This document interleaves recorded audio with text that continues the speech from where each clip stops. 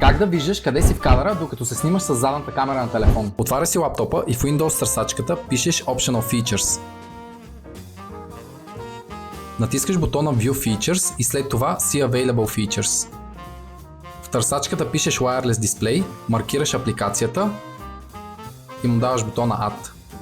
Свалянето на апликацията отнема няколко минути. Когато е готово, отиваш на See Added Features и от тук можеш да провериш дали приложението е свалено успешно. След това отново в Windows търсачката вече търсиш инсталираното приложение и изглежда по този начин. После на телефона от бързите настройки си намираш бутона Cast, включваш си локацията и бутута, избираш си името на лаптопа, натискаш Share Screen и си готов.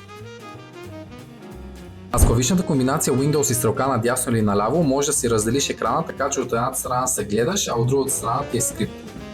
По този начин можеш да следиш дали си добре позициониран и едновременно да хвърляш по едно око на скрипта, ако забравиш някаква дума. Последвай за още полезни съвети.